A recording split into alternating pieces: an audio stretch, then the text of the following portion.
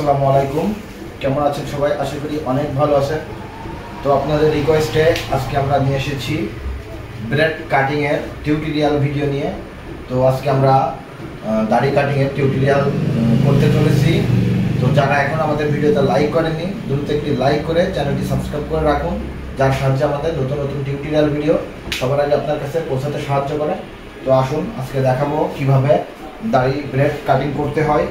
তো আমাদের ক্লায়েন্টের চাওয়া হচ্ছে দুই সাইড ছোট হবে, মিডিল সামনের দিকে হালকা বড় থাকবে এবং দুই সাইড চাপিয়ে ছোট করে দিতে হবে। তো দেখুন আমাদের ক্লায়েন্টের এই যে দাড়ি। তো প্রথমে আমরা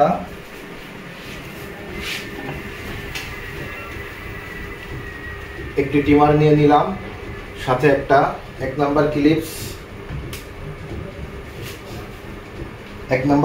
সেটাকে এই যে আমরা 0.5 বড় করে নিয়ে আমরা 1 থেকে 1.5 করে নিলাম, সাইজটা 1 থেকে 1.5 করে নিলাম। তো প্রথমে আমরা এই 1.5 নাম্বার সাইজটা আমরা মিডিলে মারবো, সামনে এখানটা 1.5 মারবো এবং সাইডটা আমরা অন রাখবো, 1 নাম্বারে রাখবো। তো এই যে নিচ থেকে আমরা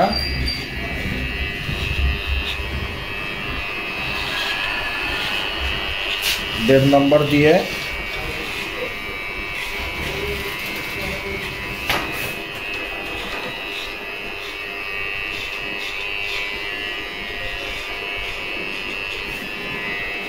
এভাবে সোজাভাবে উঠাইতে হবে এবং এদিক থেকে অ্যাঙ্গেলে 3 দিক থেকে স্লোপিং করে মিশিয়ে নিয়ে সামনের সাইডটা একটু বড় রাখবো।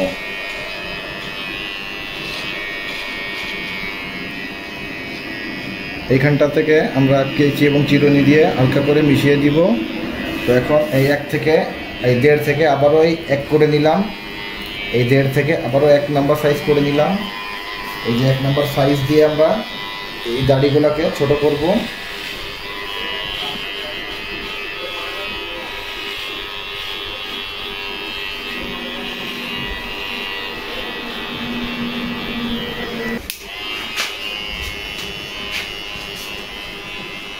এক নাম্বার সাইজ দিয়ে আমরা সাইডটাকে ছোট করে নিলাম এবং এই যে নিচের থেকে উল্টা করে আমরা ছোট করে দিচ্ছি।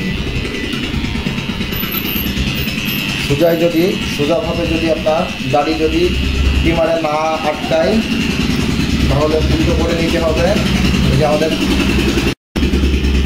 যে আমাদের এই ক্লায়েন্টের এই যে নিচের দাড়িগুলা উল্টা নিচ থেকে উপরের দিকে গেছে, এজন্যই ট্রিমারটা উপর থেকে নিচের দিকে আনতে হবে, তাহলে এই দাড়িগুলা কেটে যাবে খুব সহজেই।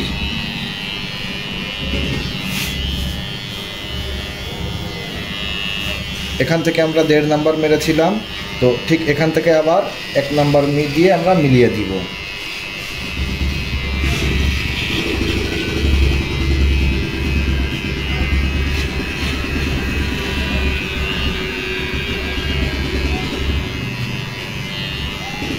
ট্রিমারটি এই যে এইভাবে ধরতে হবে, নরম হাতে চালাইতে হবে, নরম হাতে, যাতে আপনার ক্লায়েন্ট ব্যথা না পায়। ঠিক তো হাসান ভাই?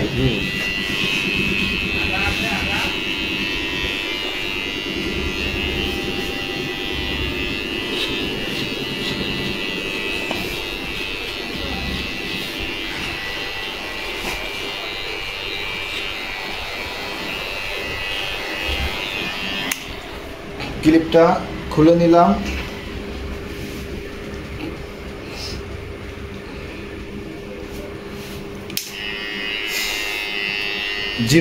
জিরো থেকে 0.5 করে নিলাম। তো এই 0.5 দিয়ে এই মোচটাকে আমরা ছোট করে নিব। মোচ রাখবো 0.5, সাইড থাকবে 1, মিডিল থাকবে 1.5 প্লাস।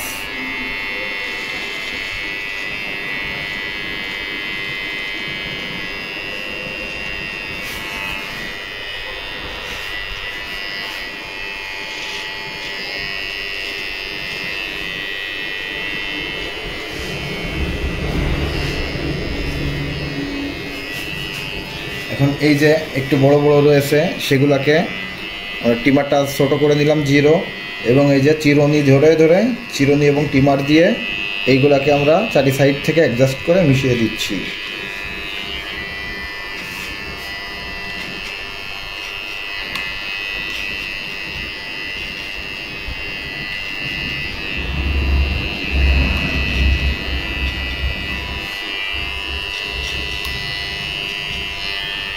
নুটটাকেও হাইট করে দিলাম।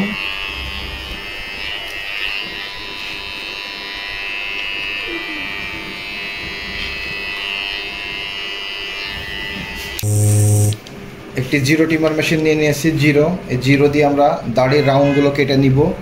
দাড়ি কাটিংয়ের ক্ষেত্রে সবথেকে ইম্পর্টেন্ট কিন্তু দাড়ির রাউন্ডটাকে সুন্দরভাবে আগে কেটে নেওয়া।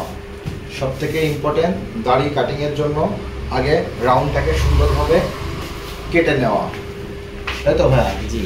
তো আমরা জিরো টিমার দিয়ে রাউন্ডটাকে আমরা লাগিয়ে নিব।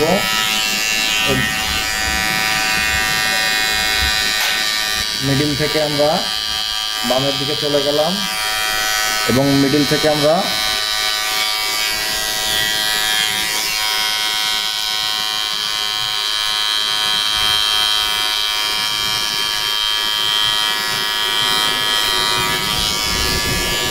দাড়িটা আমরা করব এল শেপ। এলটাকে কেটে নিলাম।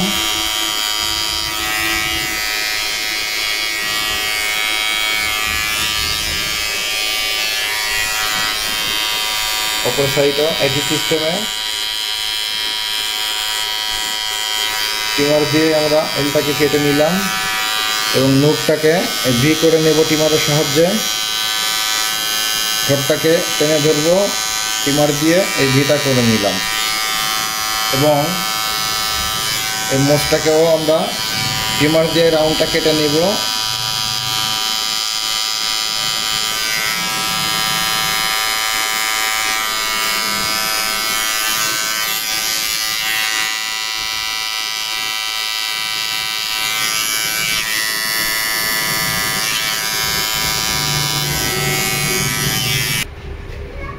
এটা হচ্ছে কাটিং জেল। তো আমরা এই যে কাটিং জেল হালকা করে বের করে নিলাম। কাটিং জেল দিয়ে আমরা দাড়িটিকে কাটিং করব। তার আগে সুন্দরভাবে যেখানটাতে আমরা কাটিংটি করব সেই দাড়িগুলোকে সুন্দরভাবে ভিজিয়ে নরম করে নিতে হবে। তাতে করে সুন্দর করে নরম করে নিলে কি হবে, আপনার ব্লেড দিয়ে কাটিং করতে সুবিধা হবে, আপনার ক্লায়েন্ট কষ্ট পাবে না।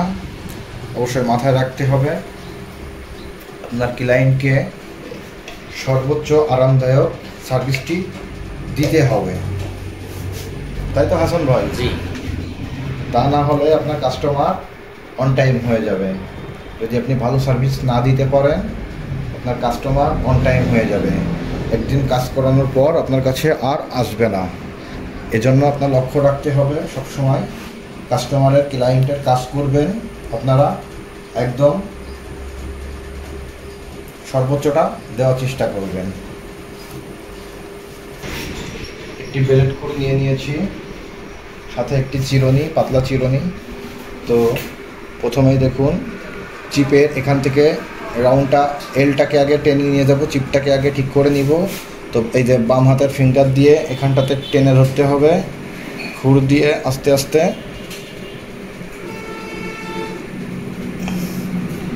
এভাবে আগে এলটাকে করে নিতে হবে।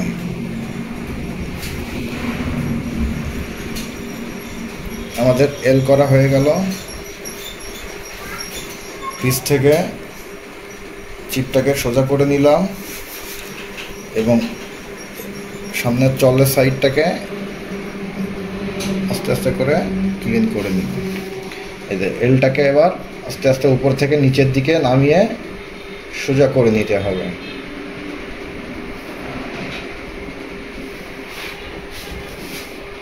মোচটাকে ঠোঁটের এই দিক থেকে আঙ্গুল দিয়ে টেনে ধরে এটাকে হালকা করে আমরা গ্যাপ করে দিলাম।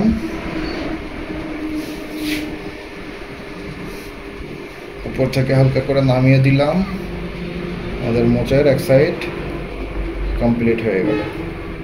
ঠোঁটের সামনের সাইডটা কিভাবে আপনি কাটবেন, চাষবেন, এটা খুবই ইম্পর্ট্যান্ট। একটু কঠিন আছে, যারা না পারে তাদের জন্য একটু কঠিন আছে। তো দেখুন আঙ্গুল দিয়ে চেপে ধরলাম, হালকা করে খুঁটটা বসিয়ে সামনের দিকে নরম হাতে হালকা করে টান দিলাম। এখানটাতেও চেপে ধরলাম, খুরের আগা দিয়ে একই সিস্টেমে খুঁটটা এই রেখে সামনের দিকে টান দিলাম, সহজে আমাদের মোজটা সাইজ হয়ে গেল। এবং কানের গোড়া থেকে দাড়ির এই যে সাইডের রাউন্ডটা, খুঁটটাকে অ্যাঙ্গেল করে নিতে হবে উপরের দিকে, পুরো আগা দিয়ে চামড়া অবশ্যই টান রাখতে হবে বাম হাতের ফিঙ্গার দিয়ে, খুরের আগা দিয়ে আস্তে আস্তে এই রাউন্ডটাকে এই ঘুরিয়ে নিয়ে চলে আসলাম।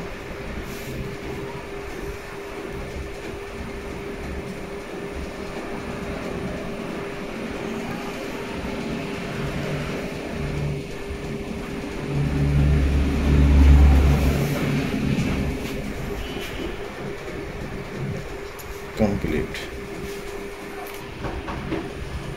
অপর সাইডটাকেও আমরা একই সিস্টেমে কাটার চেষ্টা করব। এই বাম হাতের ফিঙ্গার দিয়ে টেনে ধরলাম, উপর থেকে এটাকে নামিয়ে নিলাম। আমি এইভাবে কেন শিখাই, এইভাবে কেন দেখাই, আমরা বেশিরভাগ এইভাবেই কাটি। এই যে এই সিস্টেমে আমরা বেশিরভাগ কাটি, তবে এইভাবে কেন কাটা দেখাই, কেন শেখাই, তার ভিতরে একটা কারণ আছে। যারা নতুন তারা যদি এইভাবে কাটতে চায় তাহলে এই ব্লেড এই যে খুরের আগা এখানে বসিয়ে দেই, এখানে কেটে যায় এবং এই খুরের গোড়া দিয়ে ভুরুগুলো কেটে যায়, ভুরুগুলো কেটে যাওয়ার সম্ভাবনা থাকে বেশি ঠিক এইভাবে কাটলে। এজন্য আমরা দেখাই এই যে খুরটা এভাবে 1 নম্বরে আমরা খুর ধরা দেখাই, এভাবে হচ্ছে 1 নম্বর সোজাসুজি, আর খুরটাকে উল্টিয়ে এই যে ঠেলা এই সিস্টেমটাকে দেখাই 2 নম্বর, তাই তো। তো এখান থেকে আমরা সবসময় যারা নতুন 1 নম্বরে দিয়ে দেখাই, এই যে ইজিভাবে কেটে গেল, প্লাস ভুরুটা ঠিকঠাক থাকলো, সমস্যা হলো না। এবার এখান থেকে 2তে ধরে আগে চিপটাকে আমরা সোজা করে নেব কলিটাকে, তারপর একই সিস্টেমে এই যে এলটাকে আগে করে নিব, তারপর এই যে 1-এ ধরে সামনের থেকে এই চলের উপর থেকে হালকা করে এভাবে টেনে নিয়ে আসবো এখানটাতে, যাতে একটু জায়গা চলে আসে আমার হাত রাখার। তারপর উপর থেকে এই যে এখানে আঙ্গুলটা রেখে উপর থেকে আস্তে আস্তে করে টেনে আমরা এলটাকে সোজা করে দিলাম। ঠিক আছে হাসান ভাই? এবং পিসের সাইডটাকে সোলো করে আমরা সমান করে নিলাম এবং এই যে কানের সাইড থেকে এই রাউন্ডটাকেও এভাবে টেনে টেনে ধরে টান রাখতে হবে, টান। ঠিক আছে, চামড়াটা টান রাখতে হবে, রেখে সাইডটাকে আমরা মিলিয়ে দিলাম। এই মোচটাকেও এই যে একই সিস্টেমে এই টেনে ধরলাম, এই খুরের গোড়া দিয়ে এই বসালাম স্ট্রেটভাবে, এটাকে স্ট্রেট করতে হবে, এই সোজা বসালাম, হালকা করে চাপ দিয়ে সামনের দিকে টেনে দিলাম, উপর থেকে এই নামিয়ে দিলাম, তাহলে 4 কোনা মোচ অটোমেটিক হয়ে গেল। ফার্স্ট এটাকে টেনে নিলাম, উপর থেকে নামিয়ে দিলাম, তাহলে 4 কোনা মোচ অটোমেটিক হয়ে গেল।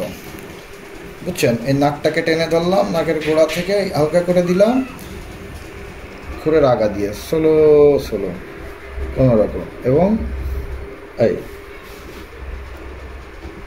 এই এটা এভাবে বসাতে হবে, আস্তে করে টান দিতে হবে।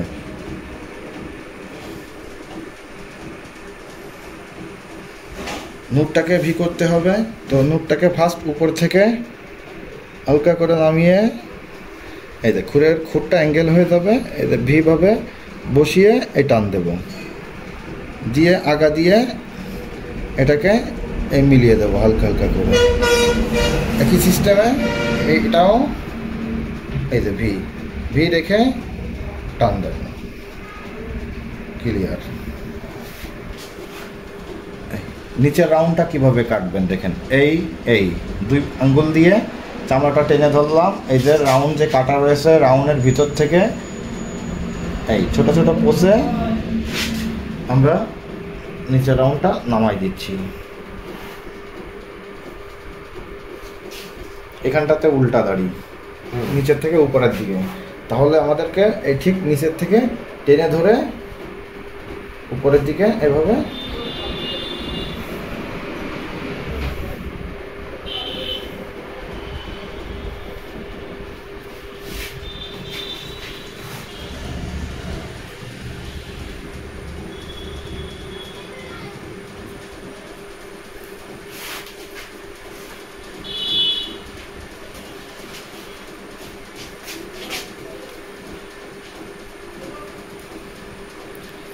সোজা, এদিকে সব সোজা আছে, এই জন্য সব নিচের দিকে টেনে নিয়ে যাইতে হবে।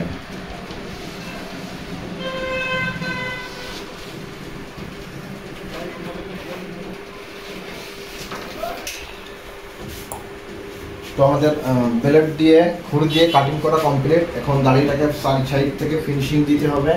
আমরা এই ট্রিমার মেশিন দিয়ে ফিনিশিংটা দেব। আসুন দেখাই ফিনিশিংটা কি। এই যে দেখুন, রাউন্ডের গোড়া দিয়ে ছোট বড় একটু চুল রয়ে গেছে, থেকে গেছে। তো এইগুলো ব্লেড দিয়ে কাটিং করার পর এই যে 0.5 করে নিলাম ট্রিমারটি, এই যে 0, এই যে 0.5 করে নিলাম। 0.5 দিয়ে এই মাথাগুলা, এগুলো তো আমরা 1 মেরেছিলাম সাইডে, একের এই মাথাগুলো আমরা 0.5 দিয়ে মিশিয়ে দিচ্ছি। এই যে ধারগুলা, বিটের ধারগুলা 0.5 দিয়ে আমরা এই যে মিশিয়ে দিচ্ছি।